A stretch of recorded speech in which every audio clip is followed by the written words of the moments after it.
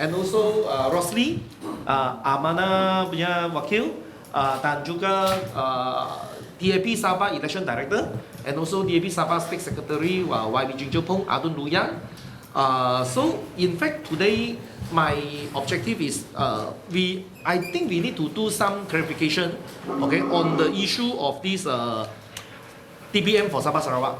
So before Zahid Hamidi announced it, in fact through 5 or 6 meetings, Pakatan Harapan Manifesto Committee at the Pusat, okay, at the federal level. In fact, we have already discussed and deliberated on this issue for a few rounds of the meetings, alright. So, in fact, I represent the DAP as the Manifesto Committee chair to sit in the Pakatan Harapan Jabatan Kuasa Manifesto Pusat, dan Datuk Seri Madius juga mewakili UPKO untuk duduk dalam inilah yang Jabatan Kuasa Manifesto Pakatan Harapan Pusat. So this is my statement. So I think I read the statement first, and later on I will invite Datuk Seri Panglima Madius to add on a little bit, because one of the proposal in fact from his idea. Alright. So Harapan offers a better Sabah and Sarawak empowerment package. We talk about the package. It's not only the jawatan, it's not only the position. We talk about a package to empower Sabah and Sarawak. So the reluctance of Barisan Nasional poster boy, the caretaker Prime Minister Ismail Sabri, to publicly commit to BN Chairman Zahid Hamidi's call for 2 additional Deputy Prime Ministers, TPM posts, from Sabah and Sarawak, signals BN's insincerity in empowering the regions. Even if the offer finally makes it into BN's manifesto, which now still a question mark, it stands as a hollow gesture that will only benefit the few political elites, while East Malaysians gain no benefit at all. Because after this announcement, you read the newspaper, you find out that like Hajiji, he welcomed this proposal, but then he is seeking the right candidate for this position. So this is the game for the political elites only. So in contrast, Harapan brings a more holistic package in empowering Sabah and Sarawak. Together with the appointment of a TPM from Sabah and Sarawak, a National Administrative Coordination Council, Majlis Penyelarasan Pentadbiran Negara, will be formed to bridge the development gap between Peninsular Malaysia and Sabah and Sarawak. The appointed TPM will then be empowered to oversee the operations of the council, which will be deliberating on matters relating to developmental budget allocations across the 3 regions. Later on, Datuk Seri Panglima will add on this proposal, because basically this idea from him. Okay. And secondly, this TPM will be given the authority to monitor the federal funded projects in Sabah and Sarawak to reduce the incidence of abandoned projects, or in Bahasa, Project Sakit. Compared to the current arrangement in which the minister in the Prime Minister's Department, Sabah and Sarawak Affairs, is not empowered to such extent. Let's say Maximus Ogiri, basically his job is to do the review and the implementation of the MS63, but he doesn't in charge of the federal allocation to disperse to Sabah and Sarawak. He didn't have that portfolio. So the DBM's oversight of the developmental projects in East Malaysia will increase the urgency and ensure delivery within the stipulated timeline. And thirdly, Harapan will entrust this TBM with the role of safeguarding Sabah and Sarawak rights. The elevation of the scope ensures that the interests of Sabah and Sarawakians will continue to be protected under our administration, in addition to restoring the rights as stipulated under the Malaysia Agreement 1963. So in addition, this is some pre-announcement, okay, to let you guys know a little bit piece by piece, okay, of this Harapan Tawaran. Because we will only launch this Tawaran Harapan or Tawaran Kita Boleh on 2nd of November. So sekarang ada sedikit iklan kan, ini pre-announcement, okay. So what we will offer for this election: grants and tax incentive for the relocation of all types of industry, particularly all manufacturing sectors to Sabah Sarawak, starting with 1 billion in 2023. In fact, this thing we already announced during the budget document. Then implementing the recommendations of the IGC report ensuring that the Malaysia Agreement 63 and all 12 documents, especially the IGC, are respected, and that only conflict with the original intention of the agreement will be implemented as intended. Restoring the power to appoint the Judicial Commissioner of the High Court of Sabah and Sarawak to the Governor yang di-Perdana Negeri of both regions, and ensuring 35% of the parliamentary representatives are from Sabah and Sarawak. More autonomy for education and healthcare matters, and increasing access to higher education facilities and specialized healthcare services. And implement 40% revenue sharing for Sabah as intended under the Section 112C, Section 2, Bracket 1, Part 4, 10 Schedule, and for Sarawak, a review of the special grant under 112D, Section 3 of Federal Constitution for every 5 years, safeguarding the rights of Sabah and Sarawak natives and indigenous people as enshrined in the United Nations Declaration on the Rights of Indigenous Peoples, including matters of native customary rights and the establishment of land tribunal to handle any disputes. And Gazette designated free trade zone area in Kota Kinabalu Industrial Park KIB, POIC Latapus, Seminyak Oil and Gas Industrial Park. So BN should know that the decades worth of injustice that it has caused cannot be put right with a promise of a position alone. You cannot just promise to offer us a deputy prime minister, then you can undo all your injustice. Instead, a more meaningful distribution of power and a fair allocation of resources are needed to ensure these regions can catch up with the developmental advancement and experience in West Asia. So it's clear that only Harapan has the intention and political will to make this a reality. Together with the various offers in Tawaran Harapan that we have in store for these nations, we are set to usher in the new age of prosperity for the people of Sabah and Sarawak. So this is my statement. So basically, right now I would like to invite Dr. Suri to add on.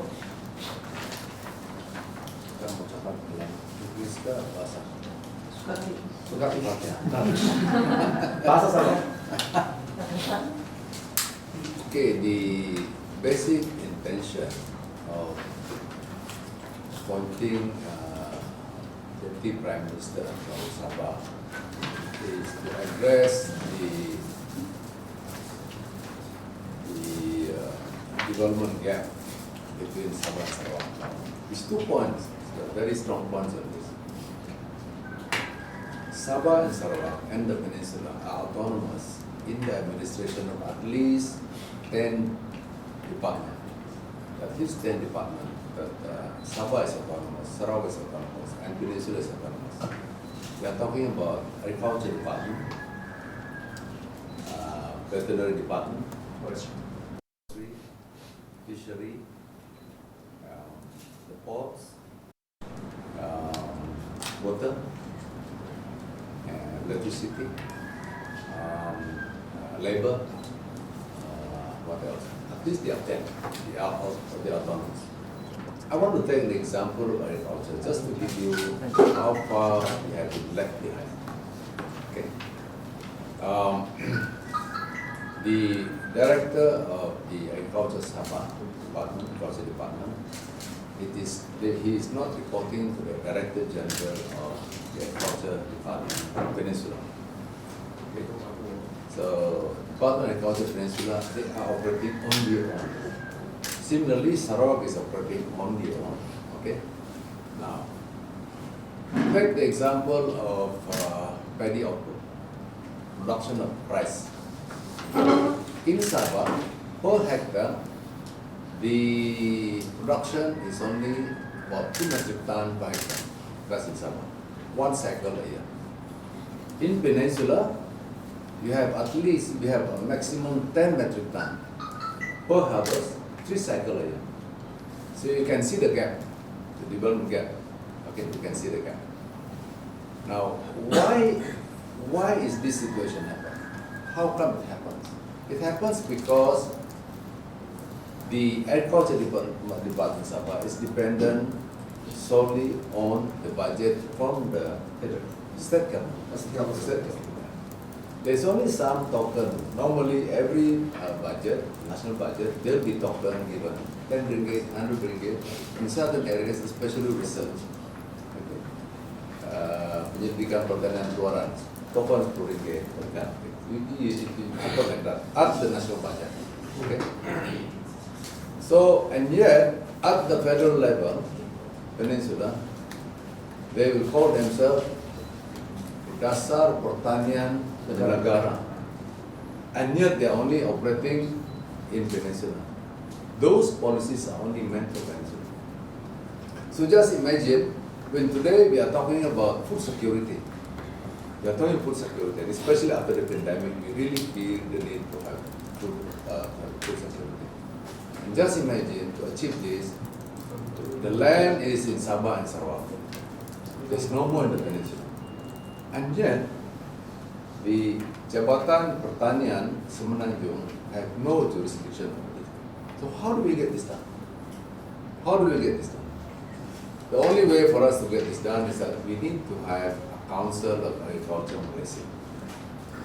And this Council, Agriculture Council of Malaysia, the members are the Chief Minister of Sabah, the Premier of Sarawak, Minister of Agriculture, Federal, chaired by the Prime Minister or Deputy Prime Minister. Alright? So the agenda will be to talk about how do you close the gap, the living gap. How do we make Sabah catch up from 2 metric ton to 10 metric ton for rice, for example. Right? Then they will then come up with a budget, a necessary budget to achieve this. Okay? And then we go through the process of budgeting. We will go into the Ministry of Agriculture federal budgeting, and then after finally with Parliament to approve the budget, and eventually you have a figure.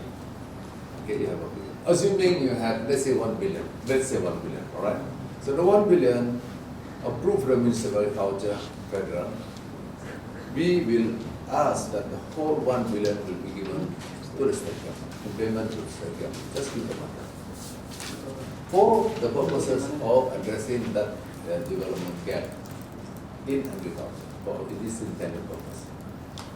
If they fail to implement that money in that particular year, then you must allow them to put the money in Tabung, so that there's no need for them to go back to Parliament for approval and things like that. Right? So that is in as far as agriculture is concerned. Okay. It go the same for, let's say, roads, because JKR Sabah is autonomous, JKR Sarawak is autonomous, JKR Semenanjung is autonomous, and that is why you can see the gap in terms of roads and things like that. It's the same. The same with water.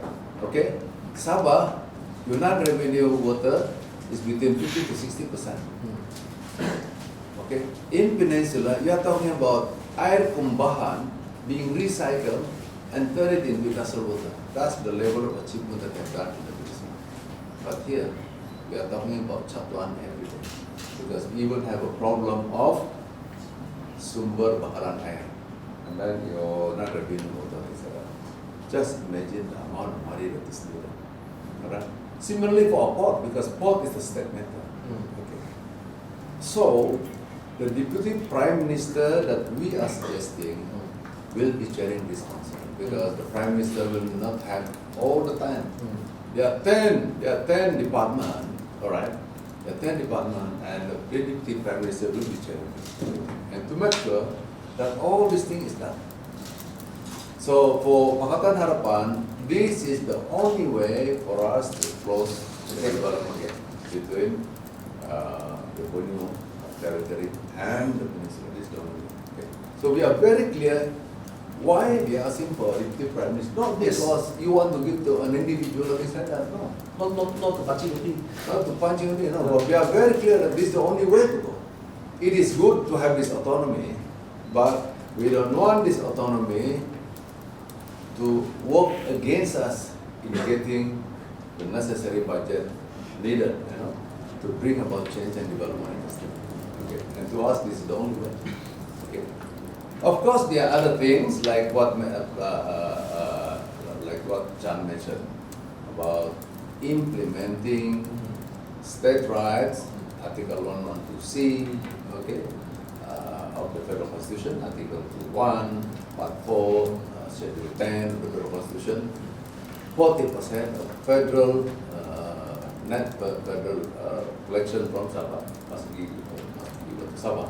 That one also we have said that there is no need for a committee, no need to establish a committee to review that part. Just implement what is there. Just implement, because it's there. There is no need to bincang anymore. You know, this is our entitlement. You have denied us for so long. Just implement it. Okay, just implement. That's on top of what we are talking about here. So on top of this council that we are talking about, this right must be given to Sabah as a matter of fact. Okay. No longer to go and invoke Article 112D, where you can nego, so-called nego the quantum is no, we are not interested in that. You just implement 112C. That's the reason why the elected representative, the MPs and the adults of Pakatan Harapan Sabah have gone to court. Okay, to seek the court declaration that number one, Article 112C of the Federal Constitution is still in force, is still valid, and it must be enforced, it must be implemented. Okay, we want the court to declare that. Number two, we also want the court to declare that the agreement between the Sabah government and the federal government in terms of the quantum of the grant given to the state for next year, which is supposed to be 4.7 times of the existing quantum, which is 26.7 million. We multiply that with 4.7 million or 125 million, we say that we can accept that. To us, that is null and void. Why? Because the basis did not follow what was intended by the Federal Constitution, which is 40%. We just plug from thin air and say, oh, 4 times. Why not 10 times? Why not 20 times? Okay, so we can accept that. Null and void. And number three, we want every Sabahan to know how much is actually the federal collection from the state. Of course, it will change over time, but we'll have an idea. Let's say this year, how much is the federal collection in terms of revenue, in terms of tax, in terms of whatever they have to collect, okay, so that Sabahan would know how much is that, and then you know you can calculate 40% of that. Okay, but we want the court to declare. Let the court declare. That's why we have gone to that extent. Alright? And we have named the federal government as a defendant, we have named the Sabah government as a defendant, because both of them are responsible in this part. Okay? So, you vote for us on the 19th, you form the government on the 20th, immediately we implement that Article 112. That's what we're saying. That's what we're saying. There is no need to bincang already, this is a right, it's a step right. What's the update on the court cases? What? What's the update on the court? The lawyer is not here to get us, so Nelson is not here, he is our, but he is originally summoned, so there's no actual hearing, okay? We are only submitting we have submitted our affidavit, and then they have submitted their affidavit in reply, and things like that. We were told that the state government is a little bit slow in submitting their affidavit. Federal government has submitted this, we have done ours, but state government is a little bit slow. We don't understand why. Yeah, so it's like that. So I want to recap a bit. Basically, the point here is Sabah. Let us put Sabah agenda as the national agenda. Yes, this is national agenda. This is very important because the concept is okay. Why Pakatan Harapan, the National Party coalition can deliver? It's something like just now Datuk has mentioned those areas which is in fact the states have the purview really, yes, as the powers. Yeah. But the allocation wise, not enough, or you cannot just rely on.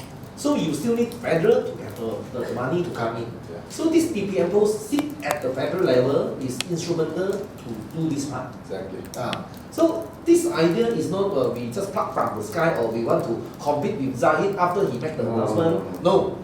In fact, they are bottom queue, but then he didn't have any substance after his announcement. And even his announcement not welcome possibly by his own, his own, yes, coalitional members, such as past, who is sitting together with them to form the federal government during the Ismail Sabri's time. Past say is wasting of the resources. Then Ahmad Maslan say 3 DBMs is better than the 4 senior ministers.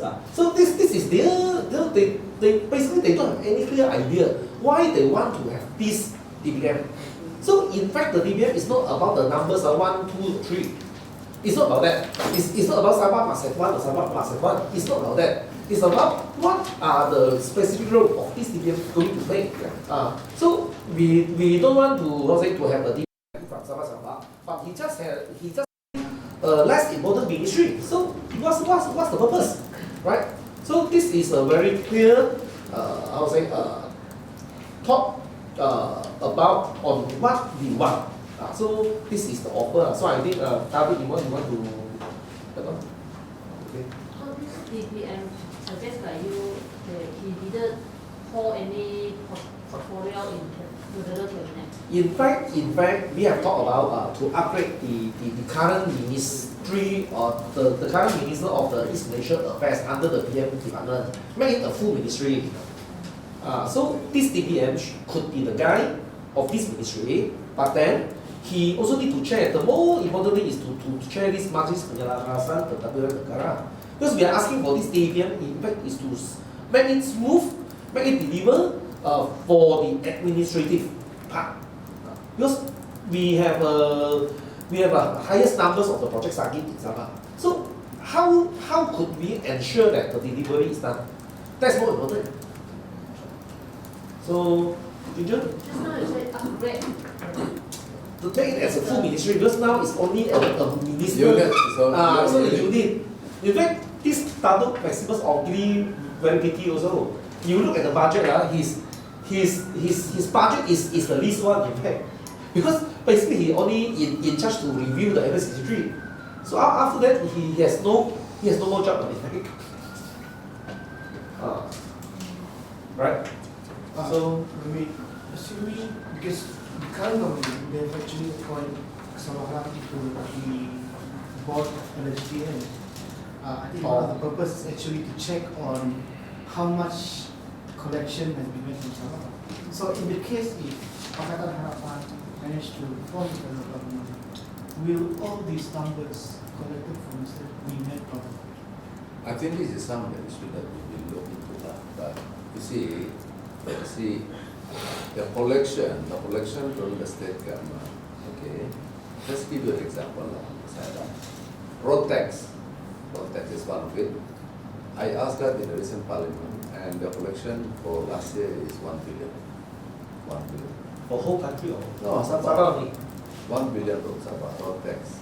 Okay, so 40% of 1 billion is only 400 billion, right? Correct. Okay, and we are right now receiving 36.7 million. And then on the what has been agreed between Sabah government and federal government 4.7 times. It's about 125 million overall. This is only road tax. We are not talking about income tax, corporate tax, export and import duty, SST. Banyak lagi. But they have not. I have asked this many times in Parliament and they are not giving an answer. So this time what I did, I asked one by one, how much is the federal collection from corporate tax in Sabah? Okay, road tax, income tax, SST, import export duty. What to do? Parliament karena bubar, so no opportunity to receive the answer. Yeah, that kind of thing. Some other political equations. Does Pakatan have a DPM candidate? Does Pakatan has a DPM candidate? I only know Datuk Seri is the one top 4 in the Pakatan. I think that is, we are not talking about candidates or things like that. That's not important. So no. Don't say no. Don't say no. we have already announced in Ipoh our Prime Minister candidate. There is no need to announce who and who, or the deputy or who is the. There is no need. What is important is that we now have a PM candidate. That's the most important thing, number one. And the tawaran that the Pakatan Harapan have agreed, we have two deputy prime minister, one for Peninsula, one for the Borneo State. Cukup kan? Kalau lagi mau cari nama, form government dulu kan? Begitu.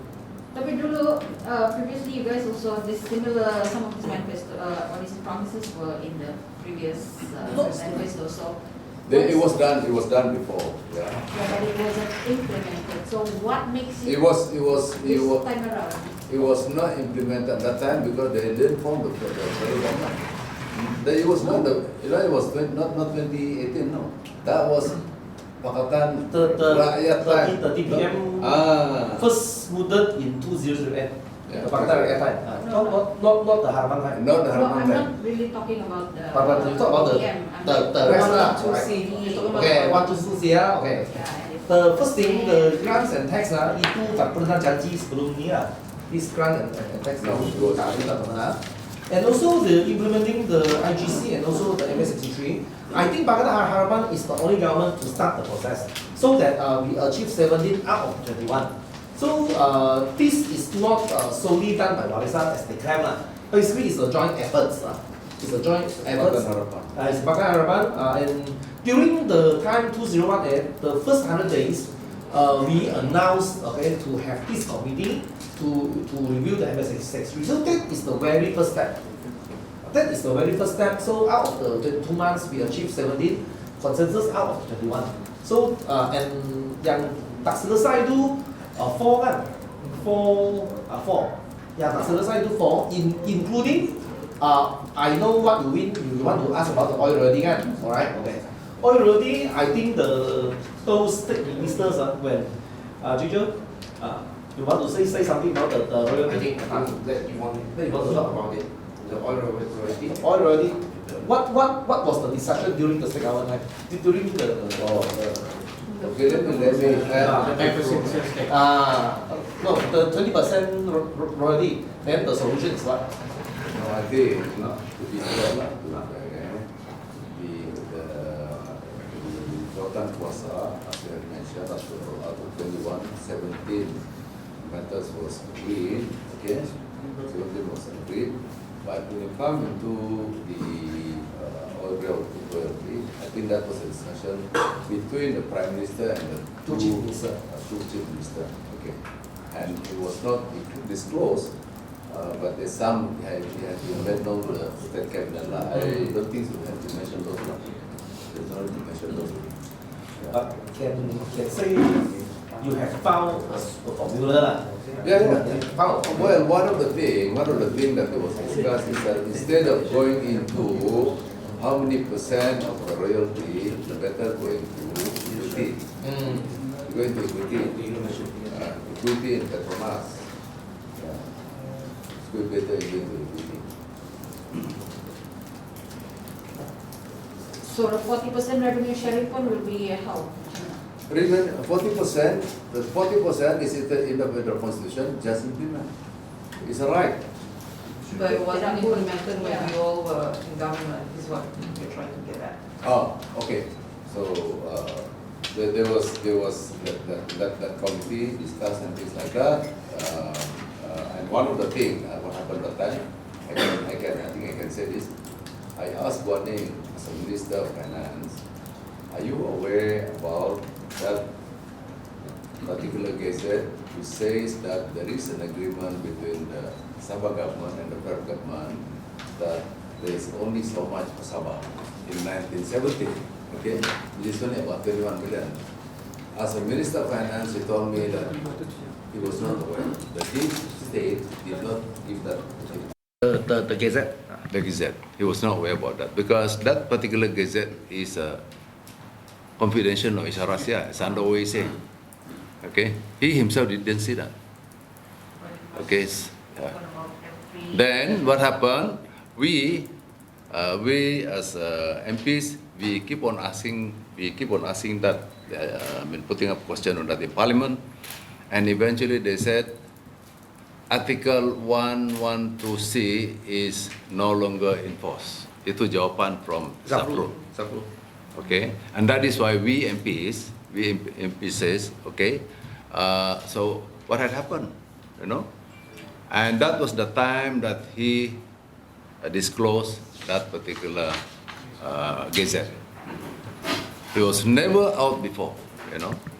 And that is out of that gazette that was disclosed by Zafrul, okay? Then we MPs and aduns from Pakatan Harapan, we went to court. Yeah. We went to court seeking court declaration on the actual status of Article 112C.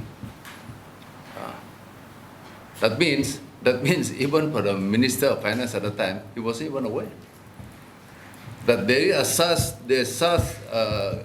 such gazette.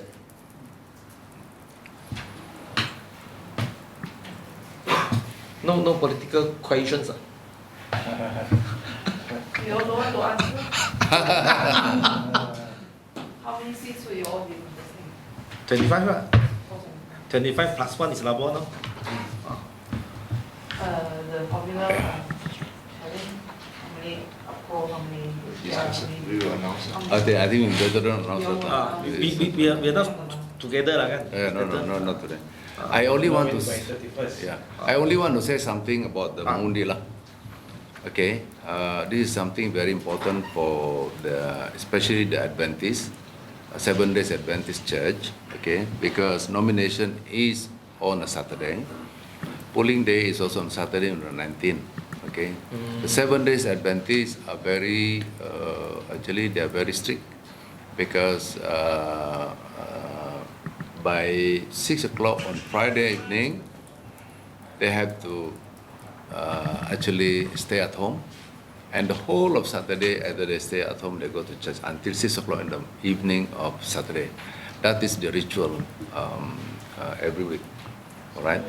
And that is the reason why I personally fought in Parliament to make sure that there is no public exam fall on Saturday, well, Friday and Sunday, and we are thankful to government that now it's a policy. Public exam is only Monday to Thursday, all right? No more Friday, no more Saturday, no more Sunday, okay? So the Sabah mission of the 7-Day Adventists, they have actually requested the Election Commission, this is the letter, asking the Election Commission to allow the Adventists to vote on the 15th November. It's a Tuesday, okay? So that they will be, you know, they be able to Undi awal. Undi awal on the 15th. On the 15th is for only a postal vote on the 15th. Yeah. So the Adventists are seeking to allow them to come out to vote on the 15th lah.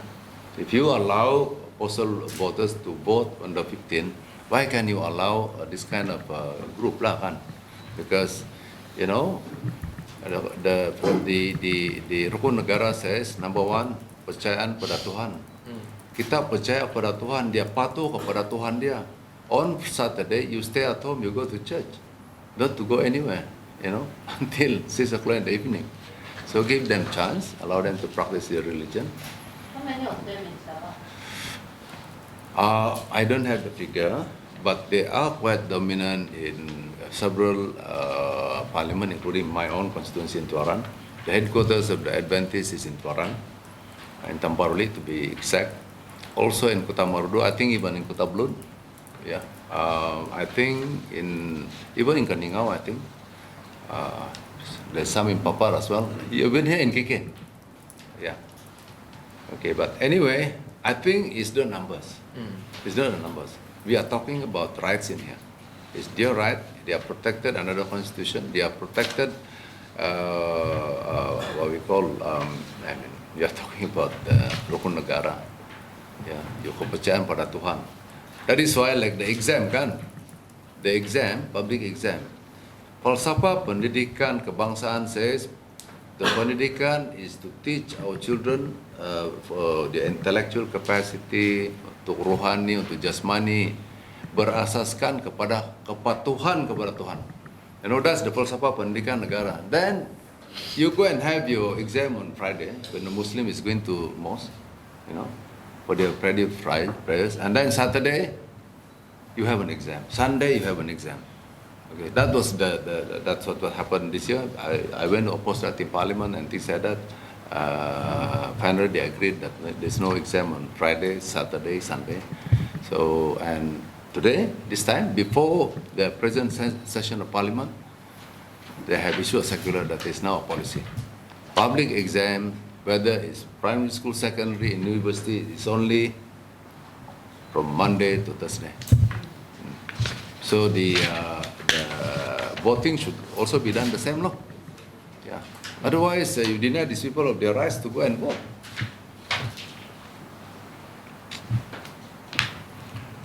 Any response yet? Belum ada lagi nih, baru dihantar ini. They have just sent, that's why I'm informing you guys now. Oh, baru diantar. Ya dihantar Pak, ini 25th. Saya berisi kamu. Itu isi. Tapi dia di Sabah saja dihantar. Oh, Dihantar di Sabah. Berisi Sabah. Ya, isi Sabah. But we have been talking about this in Parliament because, you know, and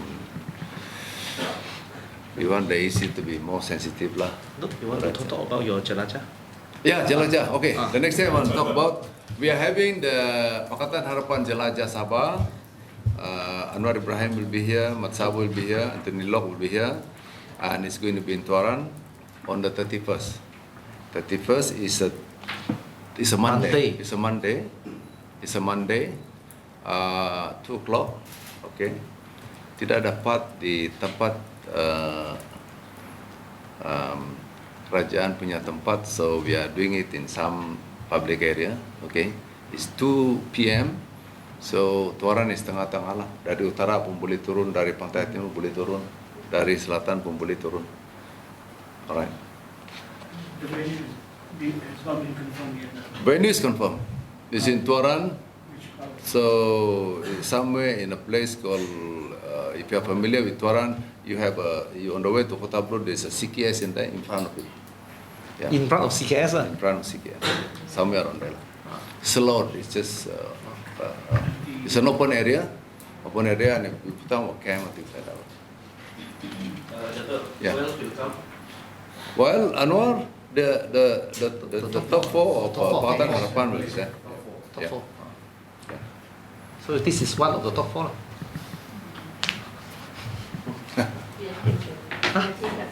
Huh? DSP from DSP. Dia biar Anthony Locke. And you lah. PH Malaysia. PH Malaysia. So this is the PH Jelajah for the Borneo territory lah. So it will be held here. Top 4. All are welcome. This is where you all will announce the candidate. Yes. We will announce that. We all heard got rumor CPR and DAP want to swap seats. Huh? One seat. No. Where got them? You ask him. You ask him. Thank you. We heard it's in town and Kota Kinabalu. I can reveal to you. I can reveal to you now that 3 incumbents will contest in 3 incumbent seats. Oh. Not now lah. Namely Chan Fong Yin for Kota Kinabalu and what lah? 3 incumbents. I only can reveal that. Sinchu itu potong jalan sudah pak. Yeah, potong jalan sudah. Today the newspaper Yeah, front because frontage. we do not want to cause confusion because you all heard about Tawau. You all heard about Tawau. So many people asking, rumors are flying. But I hope you can wait until the official announcement. But what I can reveal to you is that there will be nothing much changes on our incumbent seats. Okay. Terima kasih. Bugaya seat? Bugaya seat lah. PH will contest? Ini Very good question. On the 31st. Why you guys looking at me? Amanda also can answer if you want.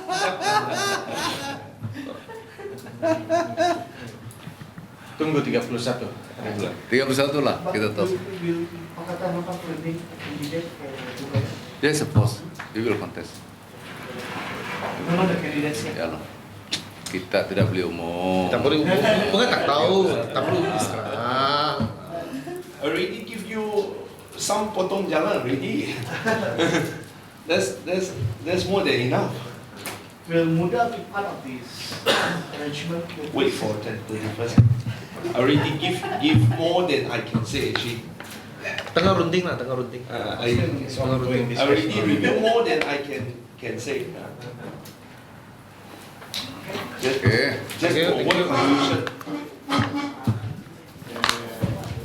We need to sort out the announcement of candidate.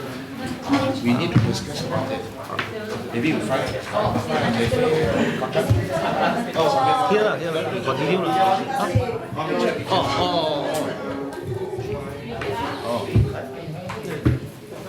Okay, pictures. I'm going to.